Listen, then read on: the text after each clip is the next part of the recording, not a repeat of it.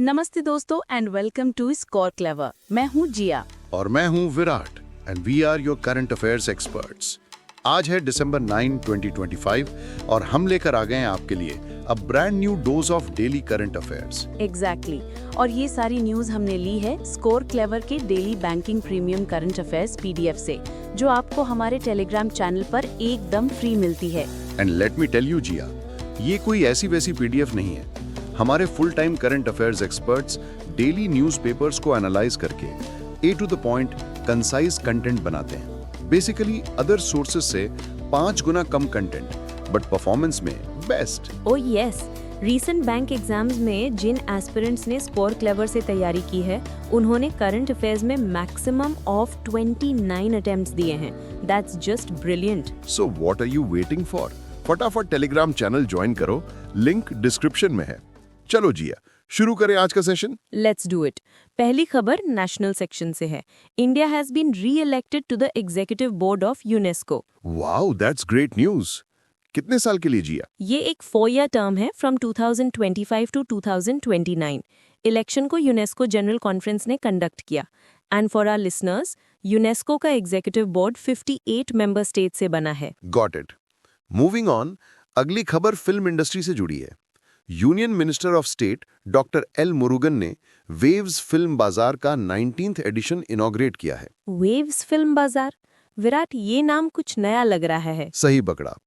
Actually इसे 2007 में national film development corporation मतलब एनएफडीसी ने फिल्म बाजार के नाम से लॉन्च किया था। 2025 में इसे वेव्स फिल्म बाजार के नाम से रीब्रांड कर दिया गया है। Interesting rebranding. और इस बाजार का स्केल क्या था? It was huge. इसमें 300 से ज्यादा फिल्म प्रोजेक्ट्स फीचर हुए और इसने लगभग 1050 करोड़ रुपए के बिजनेस लीड्स जनरेट किए। Can you believe it? 1050 crore rupees, that's massive. और क्या हाइलाइट्स थे इवेंट के? काफी कुछ था। ऑस्ट्रेलियन मीडिया पार्टनर्स के साथ 4 MOU साइन हुए। LTI माइंडट्री के साथ मिलकर एक फिल्म AI हैकाथॉन ऑर्गेनाइज किया गया to promote AI-driven storytelling and fight piracy. AI and cinema, a deadly combination. Absolutely.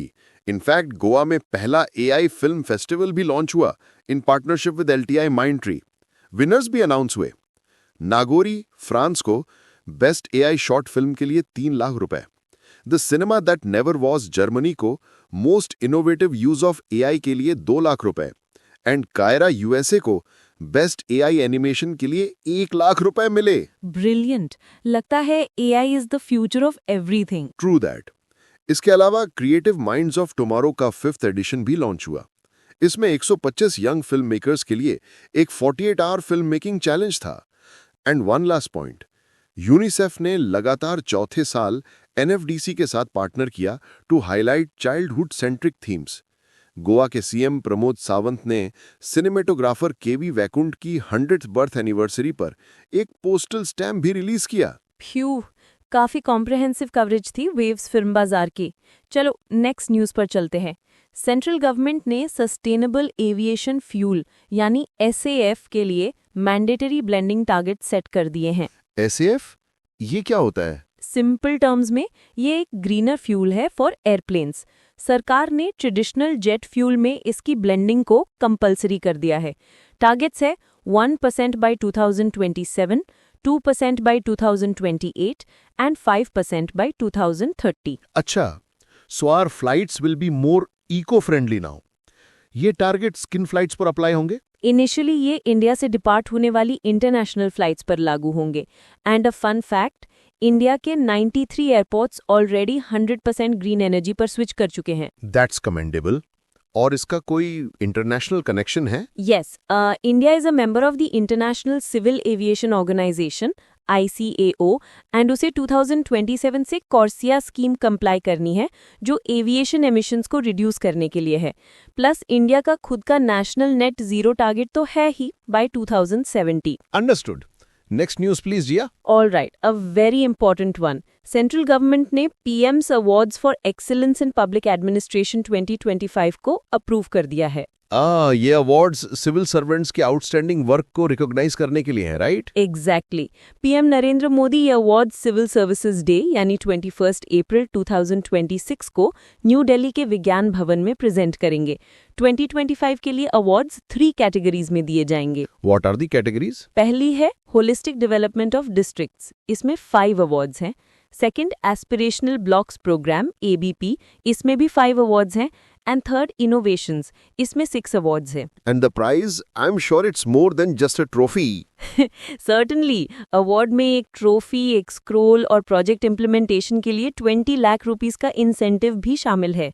It's a huge motivation. वाह वीरा, काफी सारी इंपॉर्टेंट न्यूज है आज, और इतनी सारी इंफॉर्मेशन याद रखना is the real challenge for aspirants. Speaking of remembering, I have the perfect solution.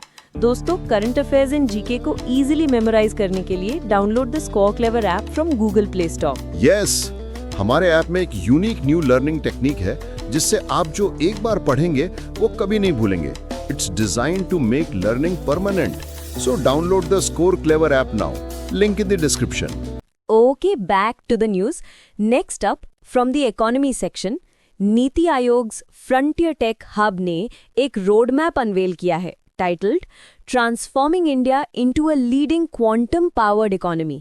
Quantum powered economy, ये तो सुनने में हैवी लगता है। सिंपल टर्म्स में क्या है? It's all about future tech, Virat. ये रोड मैप IBM के कोलैबोरेशन से बना है। इसका एम है to position India among the world's top 3 quantum economies by 2047। इसे नेशनल क्वांटम मिशन या NQM के थ्रू इम्प्लीमेंट किया जाएगा।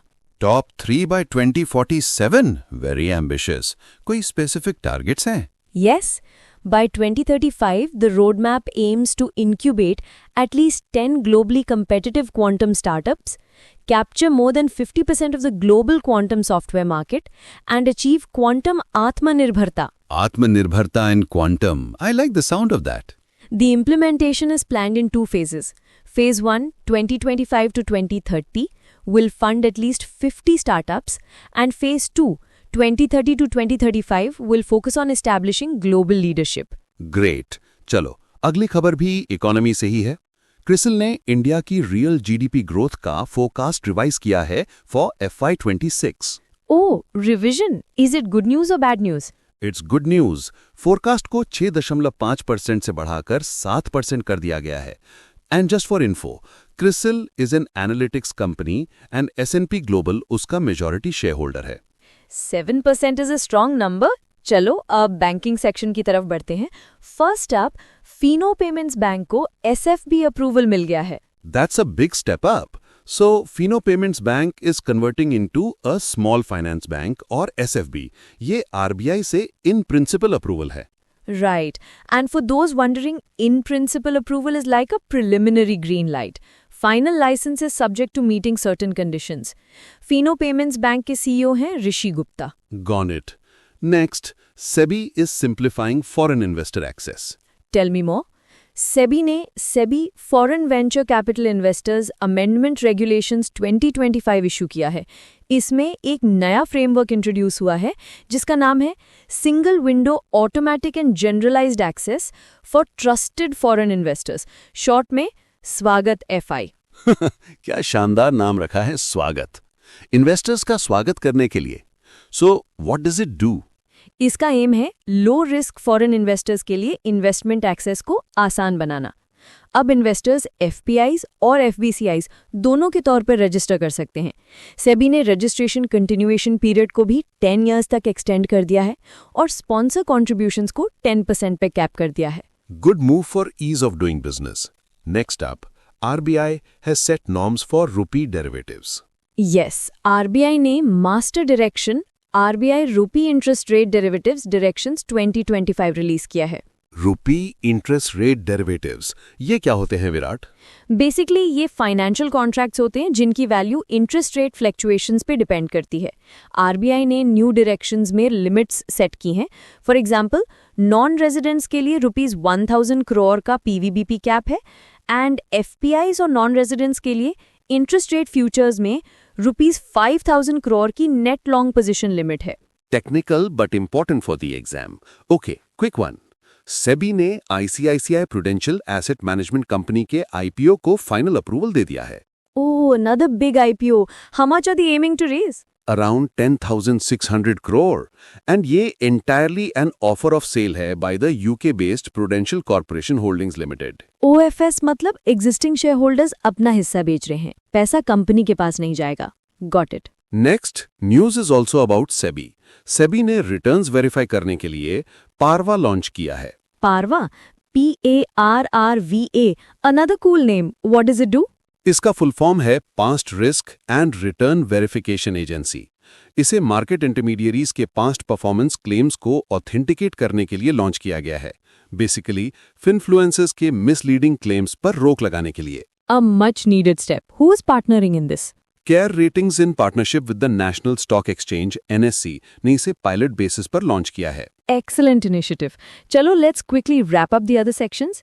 इंटरनेशनल न्यूज में international water management institute IWMI ने अपने सोलर प्रोजेक्ट का सेकेंड फेज लॉन्च किया है for 2025 to 2029। Solar project?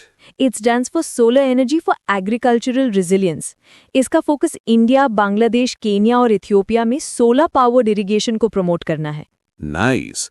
In business news, Tata Electronics has signed an MOU with Intel For what? to explore manufacturing and packaging Intel's products for the Indian market. Also, Berkeley Insurance की gift city branch पहली property and casualty insurer बन गई है, जिसे insurance और री insurance दोनों licences मिले हैं। Dual license, that's a first. Moving to science, ISRO के chairman V. Narayanan has inaugurated India's first private sector navigation innovation hub. Oh, what's it called and where is it? It's named Anant Center of Excellence for Navigation, ACEN, and it's in Thiruvananthapuram, Kerala. इसका main objective है indigenous high precision navigation technologies develop करना। Atmanirbhar Bharat in navigation tech, love it. State news में Bihar government ने मुख्यमंत्री भारत दर्शन योजना launch की है। Bharat Darshan, so it's about tours. Correct. State government schools के क्लासेस 9 to 12 के स्टूडेंट्स के लिए educational tours across India. Lovely. अब जल्दी से अपॉइंटमेंट्स देख लेते हैं।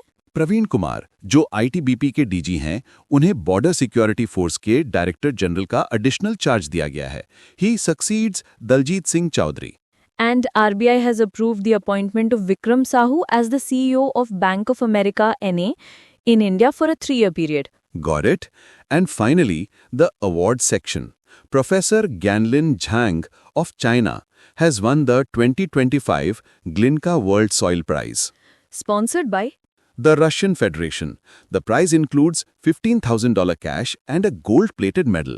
Great. Next. This is the next news. A proud moment for India. Bharat Petroleum Corporation Limited अकेली इंडियन ऑर्गेनाइजेशन है to be featured in the top 100 corporate startup stars 2025 list. Recognition उनके startup programme अंकुर के लिए है। Fantastic. And the last news for today? President Draupadi Murmu presented the National Awards for the Empowerment of Persons with Disabilities in New Delhi. Total 32 awards दिए गए। A great way to end the day's news by celebrating achievers. Woo! That was a power-packed session. It sure was. But wait, the day is not over yet for our brilliant aspirants. पढ़ाई तो हो गई, अब बारी है practice की। Absolutely. दोस्तों, आओ and join our daily Current Affairs League. It's the IPL for Current Affairs. That's the perfect name for it. ये क्विज हमारे टेलीग्राम चैनल पर रोज रात 8 बजे होता है, covering the same day's current affairs. हर महीने एक नई लीग स्टार्ट होती है। Your scores are counted till the month end, and the winners get exciting rewards. So, it's fun, competitive, and rewarding. Don't miss it. Channel का नाम है Current Affairs League, and the joining link is in the description. Join now and become a champion. So, that's all from us today. This is Virat, signing off. पढ़ते रहिए, बढ़ते रहिए. And this is Jia. Bye bye and take care.